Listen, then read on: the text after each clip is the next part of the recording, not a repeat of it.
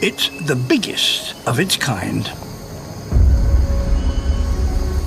The Titan arum. Up to 3 meters tall, it has taken 10 years to mature. But now it has just 2 days in which to reproduce.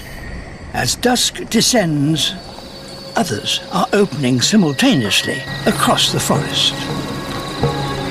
As the air cools, the plant does the opposite. It starts to release the stench of rotting meat.